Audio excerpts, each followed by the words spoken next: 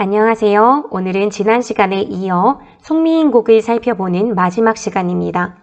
지난 시간에는 본사 3까지 살펴봤어요.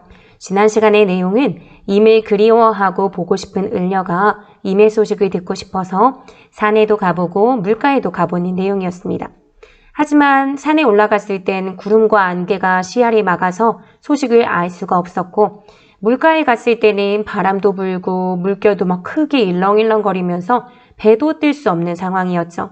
그러니까 결국은 임을 만나지 못한 채 지친 마음과 육신을 이끌고 집으로 돌아옵니다. 너무 지쳤었기 때문에 깜빡 잠에 들게 되죠. 그래서 잠을 자고 그 꿈속에서 옷 같은 얼굴을 가진 임을 만납니다. 좀 반이나마 늙으시라 라고 얘기는 했지만 사랑하는 임을 본 거죠. 그래서 마음에 먹은 말씀을 실컷 말하려고 했으나 오디언된 개형, 그러니까 방정맞은 닭소리에 결국은 잠에서 깨고 임을 잠깐 봤던 그 꿈도 깨버리게 되는 거죠. 그래서 안타까운 마음을 드러냈던 게 본사 3이었습니다. 내용을 이어서 볼게요. 어와 허사로다 이님이 어디 간고. 그러니까 지금 아이고 깨버렸구나, 헛것이구나, 꿈속에서 봤던 건 완전 헛것이야 라고 말하는 거니까 여기 담겨져 있는 을녀의 심리 상태라고 본다면 을녀는 굉장히 좀 허탈하겠죠. 을녀의 허탈함, 여기 드러난 장면입니다. 이놈이 어디 간고 안 보이죠. 이제 꿈을 꾸던 게 이제 잠이 깨버렸으니까 이제 임을 볼 수가 없잖아요. 결에 내려앉아 창을 열고 바라보니 즉시 일어나서 창을 열고 한번 봅니다. 이미 진짜 왔다가 간 걸까? 어떻게 된 걸까? 하고 문을 열었죠. 그랬더니 어엿분 그림자에 날 조차할 뿐이로다.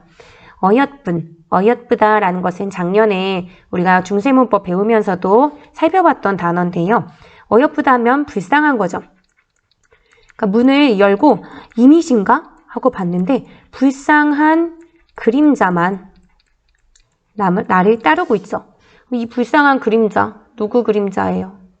내 그림자죠, 내 그림자. 을녀의 그림자.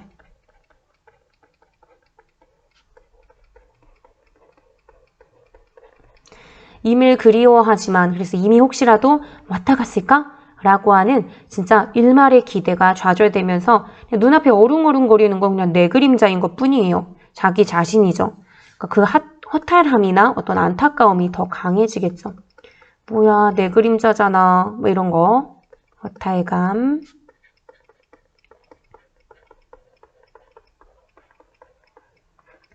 안타까움의 정서가 심화되게 만드는 게 이 을녀의 그림자 같아요.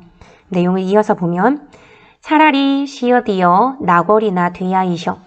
차라리 시어디어 라고 하고 있습니다. 그러니까 죽어버리고 싶다라고 생각하는 것 같아요. 어차피 이렇게 임을 못 보고 내가 맨날 그리워할 바에야 차라리 내가 죽어서 나궐, 그러니까 지는 달이죠. 그러니까 그냥 달도 아니에요. 그냥 난 큰 욕심 막 완전한 광명의 상태를 막 염원한다기보다도 그냥 곧 지는 달이라도 될 수 있다면 되고 싶다. 그렇게 되어서 님 겨신 창 안에 번듯이 비추리라. 내 육신으로는 도저히 임금에게 갈 수 없어.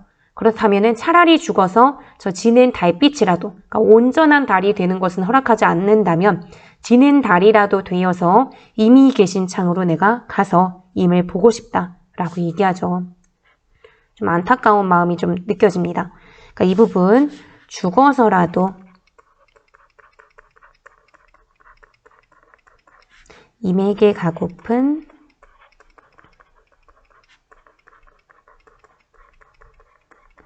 을녀의 소망.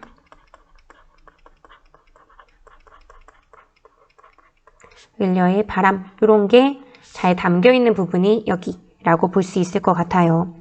그럼 나궐이라고 하는 존재. 나궐이라는 소재가 나오는데 비록 지는 달이긴 하지만 그래도 내가 나궐이 되어서 임을 지켜볼 수라도 있으면 좋으련만. 그 창 안에 비추기만 해도 좋으련만 이라고 보는 거죠. 그만큼 임을 굉장히 보고 싶은가 봐요. 그러니까 이 나궐이라고 하는 소재는 을녀와 임을 이어주는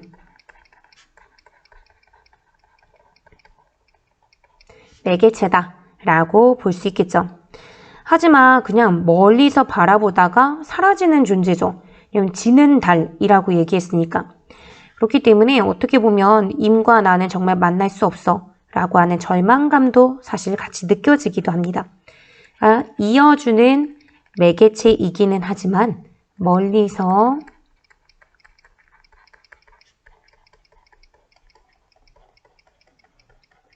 바라보다가 사라지는 존재.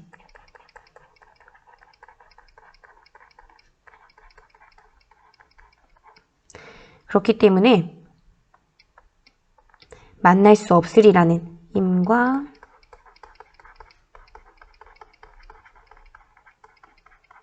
만날 수 없다는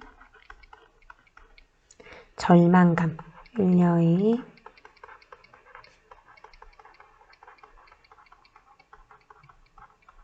절망감을 좀 잘 보여주는 소재, 이게 바로 이 나궐이라고 볼 수 있을 것 같습니다. 그래서 을려와 임을 이어주는 그런 매개가 되는 것. 하지만 좀 어떻게 보면은 지는 달이라고 했기 때문에 완전히 곁에서 만나고 막 대화 나누고 할 수 있는 그런 존재는 아니다. 그러니까 기본적으로는 임과 완전히 만나기는 어려우니까 혹시라도 가능하다면 그냥 지는 달 돼서 나 큰 욕심 안 부려요. 그냥 멀리서 지켜만 봐도 좋으련만 그러면 좋겠습니다 하는 부분이었죠. 그래서 이 부분은 을려의 사설에 해당하는 부분이었고 그 말을 듣고 맴짓 상태인 감녀가 얘기하죠. 각시님 달이야 카니와 구잔비나 되쇼셔 라고 얘기합니다.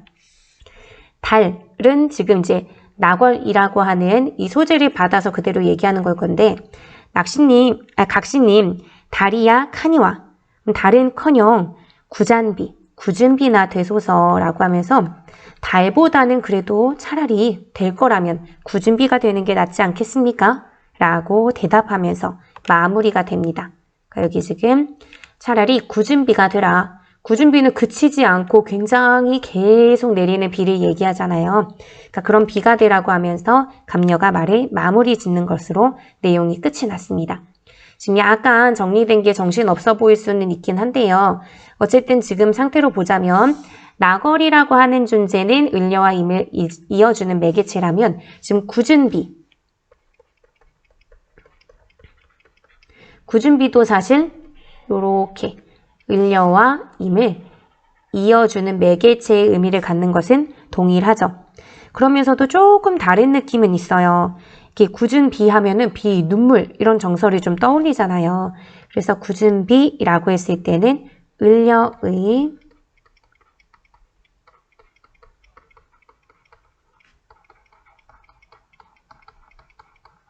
눈물을 좀 함축적으로 드러낸 표현이라고도 볼 수 있고요. 그럼 어떻게 보면은 구준비나 되쇼셔라는 게 야, 너 힘들지? 너 정말 힘들구나. 펑펑 울어. 라고 하면서 감녀 나름대로는 제시하고 있는 감정 해소 방식 울어라 이런 식으로 얘기하는 것. 그래서 감녀가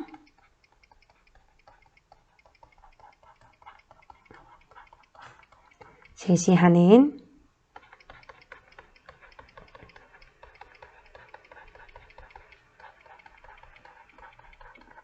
감정 해소 방식 이렇게도 볼 수 있을 것 같아요. 이것도 이 구준비는요. 나궐에 비해서 나궐은 저 멀리서 지켜보는 거잖아요. 하늘 위에서. 근데 구준비는 내려서 우리의 옷이나 이런 것을 적실 수 있죠. 그러니까 그만큼 임에게 더 다가가기가 좋은, 더 가까이 다가갈 수 있는 적극적인 소재라고도 봐요. 그래서 좀 더 적극적으로 다가가봐 이런 식으로 좀 조언하는 것으로도 볼 수 있는 거죠. 그래서 이렇게 해서 전체적인 내용은 봤고요. 구준비라도 되라라고 하는 그런 측면의 의미를 조금 더 깊이 한번 살펴볼게요. 이 마지막 을려와 감녀가 나눴던 이 마지막 장면에서 잘 묻는 부분들이 존재해서요. 여기 지금 보면은 구준비나 되라라고 을려가 이야기하는데요. 이렇게 이야기한 까닭이 무엇일까라고 본다면 임에게 자신이 얼마나 슬픈지 구준비라고 하는 것이 어떻게 보면은 눈물의 이미지를 갖고 있었으니까 얼마나 슬픈지 알려주라는 그런 의미가 된다는 거죠. 그래서 달빛 대신 비가 되라 라고 이제 얘기한 거로 보기도 하고요. 달이 되면 일단은 아무리 임 근처로 가서 지금과는 다르게 그래도 임을 볼 수는 있기는 하지만 임에게서 멀리 떨어져 있어야 하잖아요. 그러니까 차라리 비가 되어서 임에게 가까이 가라 라고 하는 의미로 이 감녀가 을려에게 구준비나 되라 라고 얘기한 걸로 봅니다. 어쨌든 이 부분까지의 내용이 결사, 그 을려의 사설 3에 해당하는 부분으로 죽어서라도 임을 만나고자 하는 을려의 소망, 그리고 그것에 대해서 조금 더 한층 더 나아가서 달이 아니라 구준비가 되소서라고 하는 그 감녀의 맺은 말까지 하는 부분으로 결사가 마무리됩니다. 여기에서 을려의 소망이 노출됐었잖아요. 난 차라리 죽더라도 임금 곁에, 그러니까 임금 곁에 있다면 정말 좋겠다라고 하는 의도가 좀 전달이 되죠. 그러니까 이런 부분에서 임금에 대한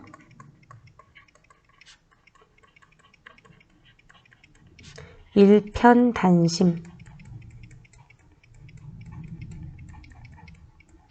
이런 마음이 좀 전달이 되고요. 그리고 임금을 사랑하는 마음, 연군지정이라고 하죠.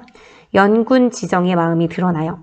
이게 바로 어떻게 보면 또 송미임곡의 창작 의도다라고도 봐요. 이걸 좀 많이 강력하게 어필하고 싶었던 정철이 내가 진짜 임금을 엄청 사랑하고 죽어서라도 곁에 있을 만큼 사랑한다 라는 것을 보여주는 거죠. 그래서 나 이제 전남 창평에 있고 싶지 않아요. 불러줘요 하는 그런 의도가 좀 전달된다라고 볼 수 있습니다. 그러면 전체적인 내용을 조금 소재들을 중심으로 또는 전체적인 제재 기관을 통해서 정리를 해보도록 할게요. 달과 구준비의 의미, 이게 이제 잘 묻는 부분인데 여기 한번 보자면 공통점은 공간적 심리적으로 떨어져 있는 을려와 임을 이어주는 매개물이라는 게 공통적이고 을려가 처한 공간적 한계, 지금 궁궐에 있지 못하고 천상백옥경을 이별하여 떨어져 있기 때문에 임을 만나지 못하잖아요. 그런데 달이라고 하는 소재는 천상에 있어서 모든 걸 지켜볼 수 있고 구준비라는 것도 하늘로부터 계속 떨어지니까 임에게 다가갈 수 있는 소재죠. 그러니까 을려가 처한 공간적 한계를 초월할 수 있는 대상이라고 볼 수 있습니다. 근데 차이점은 뭐냐면요. 달은 좀 밝은 이미지를 갖고 있다면 구준비, 막 그치지 않고 계속 내리는 이런 비는 어두운 이미지를 준다는 점. 그 달은 시각적으로만 감지할 수 있는 대상이라면 구준비는 시각적으로도 보이고 청각적으로도 구준비가 내릴 때는 막 쫙쫙 내리는 소리 들리고 촉각적으로도 막 스며들듯이 젖으니까 다양한 감각으로 감지가 됩니다. 그러니까 그만큼 어떻게 보면 임에게 더 다양한 방법으로 적극적으로 다가갈 수 있는 소재가 구준비라고 볼 수 있는 거죠. 그 달의 경우는 하늘 위에서 그냥 바라본다면 구준비는 하늘에서 내려와 이미 있는 곳까지 가서 닿을 수 있는 존재. 그러니까 조금 더 적극적인 소재라고 볼 수 있을 것 같습니다. 그럼 넘어갈게요. 제재 개관을 하자면 가사 양식이고요. 어떤 정서를 써내려가는 서정가사, 그리고 양반들의 마음이 드러낸 거니까 양반가사. 이런 양반가사들은 대부분 시조의 어떤 정형적인 측면을 잘 지키는 정격가사가 대부분이죠. 어쨌든 서정가사라고 했으니까 성격도 서정적이고요. 임금을 사랑하는 충성스러운 신하의 마음을 드러내는 충신연주지사에 해당이 됩니다. 음보는 전체적으로 4음보인데 3, 4조의 글자 수를 지키고 있고요. 임 또는 임금에 대한 그리움을 드러내는 작품. 요게 송미인곡이었어요. 임금을 사랑하는 연군의 정. 그리고 꼭 임금이라고 표현을 안 하고 그냥 임이라고 본다면 그 임에 대한 그리움이나 다시 만날 것에 대한 염원, 이걸 드러낸다고 보죠. 그 전체적으로는 서사, 본사, 결사의 3단 구성으로 진행이 됩니다. 그리고 송미인곡의 특징은 3위인곡의 이거 왜 이렇게 다 엉망일까요? 어쨌든 3위인곡의 속편으로 창작됐고요. 감녀와 을려의 문답으로 구성됩니다. 감녀와 을려라고 하는 이름은 나오지 않는다고 했죠? 그냥 먼저 나온 여자가 있고 뒤에 나온 여자가 있으니까 그냥 감녀, 을려 편의상 붙이는 거라고 했어요. 그냥 여성 A, 여성 B 하는 거나 비슷한 거예요. 그 두 여인의 일상적인 대화로 이루어진 순우리말, 막 한자어 굉장히 어렵게 구사하지 않고요. 순우리말의 구사가 돋보이는 작품으로 평가받습니다. 그래서 양반 가사들은 대부분 굉장히 어려운 단어들을 많이 구사한다면 이 송미인곡은 한자어 표현이나 고사라는 것은 중국의 옛 이야기 이런 것들이 거의 사용되지 않는다는 것이 송미인곡의 특징이라고 보면 됩니다. 넘어가자면 감녀와 을녀 두 화자가 내용을 다 이끌어가는 방향으로 서술이 돼 있었는데요. 감녀의 경우는요. 저기 가는 저 각시 본 듯도 하다라고 얘기하면서 천상백옥경을 어찌 이별하고 여기 이렇게 와서 돌아다니냐라고 하는 물음을 던지죠. 그러면서 을녀가 자기의 썰을 펼칠 수 있게끔 유도해 줍니다. 그러면서 나중에는 또 나 차라리 죽어서 달 될래 막 이렇게 얘기할 때 아니야 비가 돼 이런 식으로 해서 조금 더 극적으로 작품을 결말짓게 하죠. 을녀의 경우는 질문에 대답하는 방식으로 신세한탄도 하고 작품의 정서적인 분위기 정서적인 분위기라고 하면 슬픔이나 안타까움이나 임에 대한 그리움 이런 것들에 해당이 되겠죠. 감녀의 경우는 작품 전개, 작품 전체가 흘러갈 수 있도록 계속 을녀의 답을 유도하거나 을녀가 하소연을 할 수 있게끔 해주죠. 그러니까 전체적인 전개와 종결도 뭐뭐뭐뭐 하소서라고 하면서 마무리 지어주잖아요. 그러니까 이런 기능적 역할을 한다면 을녀의 경우는 주제 구현.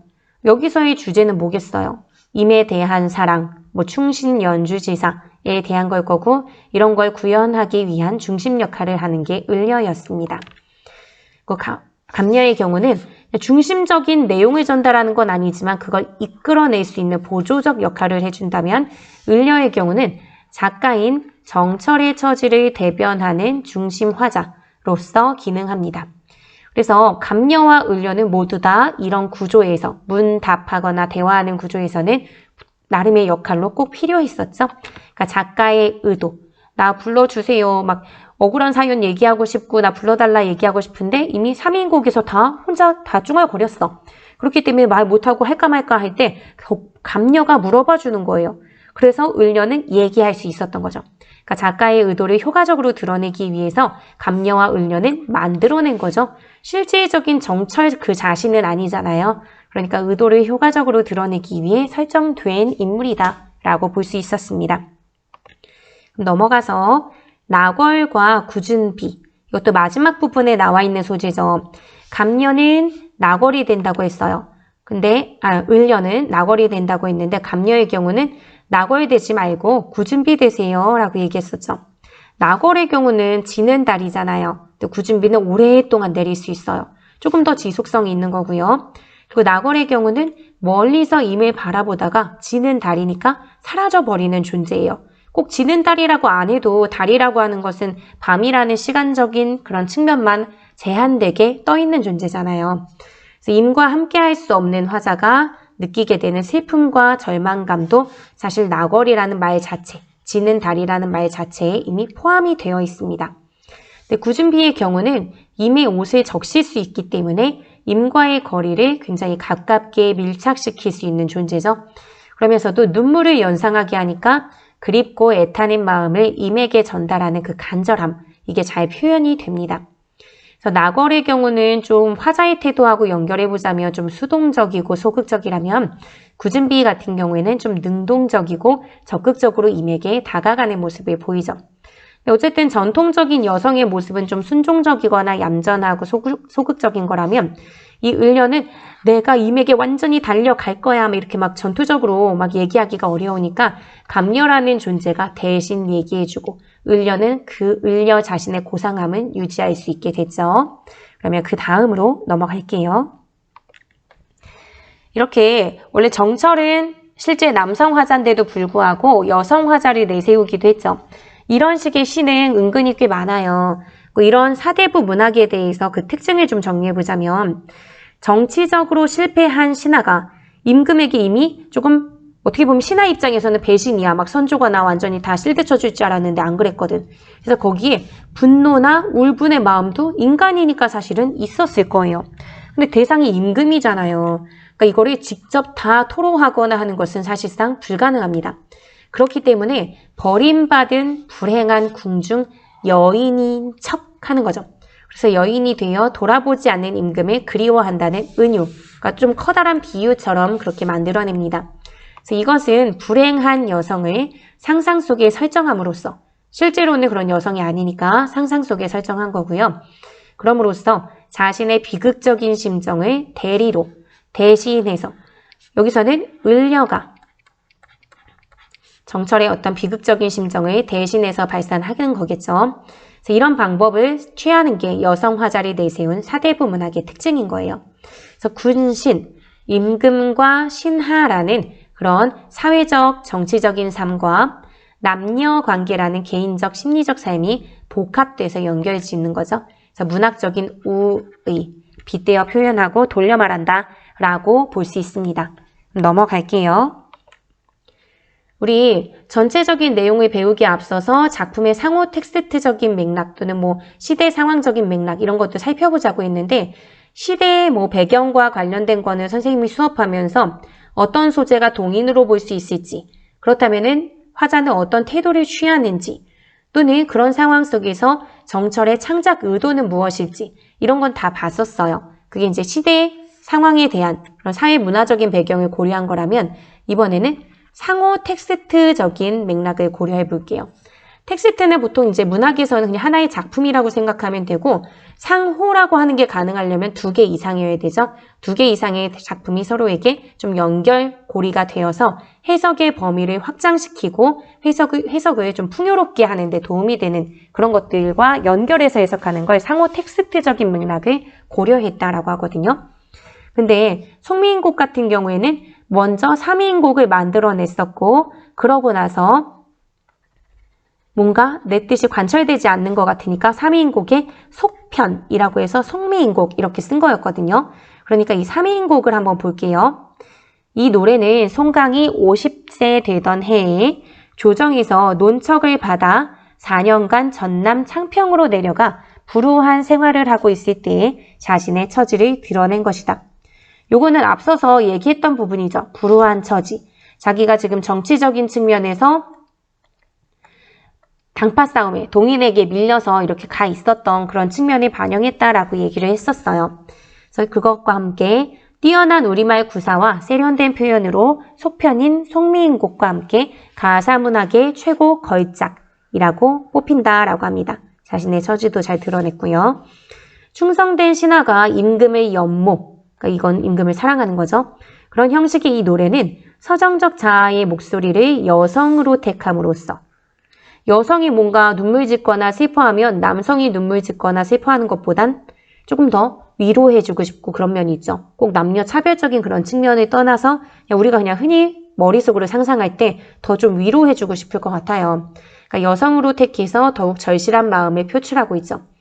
임금을 사모하는 신하의 정성, 그 한 여인이 남편을 이별하고 그리워하는 연모의 정, 이렇게 연결하는 거죠. 신하의 마음을 어떤 연애하는 그런 마음으로 바꾸어서 표현한 겁니다. 이 작품은 사계절의 변화에 따라 한결같은 그리움을 노래한대요. 그러니까 3인곡 얘기하는 거죠. 외로운 신하가 임금을 그리워하는 심경은 계절의 변화와 관계없이 늘 한결같다. 임금을 임으로 설정하고 있는 3인곡은 멀리 고려소교인 정과정과 맥을 각취하고 있으며 우리 시가의 전통인 부재하는 임에 대한 자기 희생적 사랑, 그러니까 죽어서라도 곁에 있겠다 이렇게 얘기하니까 그런 면을 잘 보여주고 있다라고 평가를 받습니다. 그런 측면을 고려했을 때 3인곡의 일부 구절이에요. 잠깐 동안 생각 마라 이 시름 이자하니 마음에 맺혀 있어 골수에 사무치니. 우리 송미인곡에서도 맺힌 것이 있었다 이렇게 얘기하잖아요. 그러니까 임에 대한 그리움이나 이런 게 진짜 맺히고 사무쳤다. 정서가 동일하죠. 편작, 중국에서 어마어마하게 뛰어난 명의, 의사 중에 대단한 사람이라고 보면 되는데 그 사람이 10명이 와도 이 병을 어찌할 수 없어요. 이 병이라는 건 임에 대한 그리움이겠죠. 어와 내 병이야 이 임의 탓이로다. 차라리 죽어져서 범납이 되겠다. 송미인곡에서도 죽어서 나궐이 된다 아니면 구준비가 된다라고 얘기하는 것처럼 비슷한 부분들이 있습니다. 꽃나무 가지마다 간대족족 앉았다가 그러니까 지금 나비가 돼서 꽃나무 여기저기 앉은 다음에 향 묻힌 날개로 굉장히 향긋하고 예쁠 거 아니에요. 그 날개로 임의 옷으로 옮기리라 라고 하면서 이것도 임을 임금이라고 한다면 임께서 날 버리셨는데도 불구하고 죽어서 나비가 돼. 근데 나비가 된 다음에 거기에다가 아름다운 향을 묻혀. 그리고 그런 다음에 임의 옷으로 옮겨. 그래서 임께서 나인 줄 알면 좋고 그렇지 않더라도 나는 늘 임을 따르려고 한다. 그러니까 임께서 나를 알아봐 주지 않더라도 나는 임을 따르고 나비가 되어서 곁에 존재한다라고 얘기하죠. 그러니까 굉장히 비슷한 면이 많아요. 그래서 학습지에 표가 되어 있을 텐데 표를 통해서 한번 볼게요. 송미인곡과 삼위인곡 모두 화자가 천상 백옥경, 그 천상 궁궐에서 하계, 인간 세계로 유배지에 내려온 여성이라는 것이 동일합니다. 그러면서 임에 대해서 화자가 뼈에 사무치는 그리움을 갖고 있고 굉장히 보고 싶어하고 죽어서라도 보고 싶다라고 얘기하는 그 의지적인 그런 모습이 보입니다. 네, 전체적인 내용 전개나 표현이나 태도, 어조에는 좀 차이점이 있어요. 송미인곡의 경우는 우리가 봤으니까 알겠지만 화자만 있는 게 아니라 보조적 인물도 있어서 서로 대화를 나누는 구조가 드러납니다. 하지만 삼위인곡은 그냥 사계절에 따른 화자의 자기 생각, 독백으로 끝이 나게 되죠. 표현적인 측면에서도 송미인곡은 우리말의 묘미를 잘 살린 소박한 그런 문체를 사용하고 있는데, 그런 표현을 사용하고 있는데, 삼위인곡은 한자성어나 고사가 좀 섞여 있고 과장하는 표현도 많아서 송미인곡의 진솔함과는 조금 거리가 있죠. 그러니까 삼위인곡까지는 조금 우아함을 좀 잃지 않고 양반답게 그럴싸하게 좀 쓰면서 표현을 했다면 끝까지 불러주지 않으니까 이제 조금 더 간절해진 것 같아요. 그러다 보니까 더 소박하면서 진실한 우리의 말, 우리의 자연스러운 언어가 튀어나온 거죠. 송미인곡에 드러난 화자의 태도는 임의 소식을 알아보기 위해 이리저리 알아보러 다니는 그런 적극적인 태도를 잘 보이지만 삼위인곡에서는 그냥 속만 태우며 앉아서 임을 기다립니다. 좀 소극적인 태도를 보이죠. 송미인곡의 경우는 좀 직설적으로 자기의 정서를 드러내거나 소박한 서민 여성의 진솔한 목소리를 드러낸다면 삼위인곡까지는 좀 덜 급했던 것 같아요. 그래서 그리움을 안으로 사귀고 점잖게 그렇게 표현하는 사대부 규중 여인의 그런 목소리가 드러난다는 점, 그게 특징입니다. 그러면 또 다른 작품 볼게요. 지금 상호 텍스트적인 맥락이라고 해서 송미인곡과 삼위인곡을 비교해 봤는데 이번에는 굴원의, 그러니까 우리나라 사람 아닌 것 같죠? 중국의 그런 이제 시인이에요. 굴원의 이소라고 하는 작품과 비교해 볼게요. 이소는 중국에서 가장 오래된 장편시이며 충신의 교과서라고 일컬어지는 작품이래요. 그러니까 충신이라고 하는 순간 좀 닮은 구석이 있을 수 있다라고 생각할 수 있죠. 이소와 송미인곡은요 모두 모함을 받고 임금으로부터 버림받은 신하가 임금의 신임, 그러니까 임금이 다시 이제 불러주는 그런 사랑, 이걸 회복하길 바라며 쓴 작품이라는 게 공통적이에요. 하지만 두 작품의 시상 전개 방식이나 표현 방식 또는 화자가 갖고 있는 태도는 좀 다릅니다. 어떻게 다른지 생각하면서 요거 한번 같이 읽어볼게요. 앞뒤로 분주히 다녀 선왕의 발자취 따르려 했더니 임은 내 마음 안이 살피시고 도리어 모함만 믿고 진노하시누나. 나는 직언이 해로울 줄 알면서도 차마 버려둘 수가 없고 맹세코 하늘은 알리라 오직 임 때문임을. 당초에 내게 약속하더니 나중에 돌아서서 딴 마음 가지실 줄이야. 나중에 돌아서서 딴 마음 가지실 줄이야. 약간 조금 원망하는 느낌이 좀 있죠.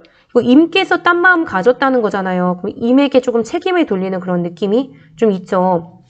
그래서 나야 그 이별 어렵지 않지만 임의 잦은 변덕. 우리나라에서는 임금을 좀 대하는 어떤 시에서 발견하기 어려운 표현이에요. 그게 가슴 아파라 라고 하면서 안타까움을 드러내는 내용입니다. 그래서 송미인곡의 화자의 경우는요. 모두 자신의 탓이라고 하는 반면에 이소의 화자의 경우는 자신의 직언, 내가 뭔가 충성스럽게 얘기했는데 그걸 듣지 않는 임금이 너무해 라고 하면서 임금을 원망하는 그런 비통한 마음이 잘 드러나 있습니다. 네, 오늘 이렇게 송미인곡 수업을 모두 마치도록 하겠습니다. 내용이 조금 어려웠을 수 있어요. 그래서 여러분들이 꼼꼼히 다시 정리해주면 좋을 것 같고요. 학습 활동은 별도로 하지는 않을게요. 학습 활동에 있는 내용을 선생님이 전부 다 학습지에 담아서 같이 수업을 진행했기 때문에 학습지에 있는 내용들을 꼼꼼하게 잘 살펴본다면 큰 문제는 없을 것 같습니다. 다만 내가 학습 활동에 해당되는 게 전체 내용을 잘 정리해주고 있는 부분들이 있기 때문에 혼자 공부하면서 잘 정리했는지 점검하고 싶으면 교과서 학습 활동이 그럼 깨끗할 거 아니에요. 지금 우리가 학습지를 통해서 했으니까. 그러니까 그 부분을 여러분들이 다시 보면서 살펴보면 전체 이해를 점검하고 확인하는 데 도움이 되지 않을까 싶습니다. 국어를 여러분들이 좋아하면 국어가 좋아집니다. 국어가 나를 돕는 그날까지 열심히 공부해 봤으면 좋겠습니다. 다음 수업에서 만나요. 안녕.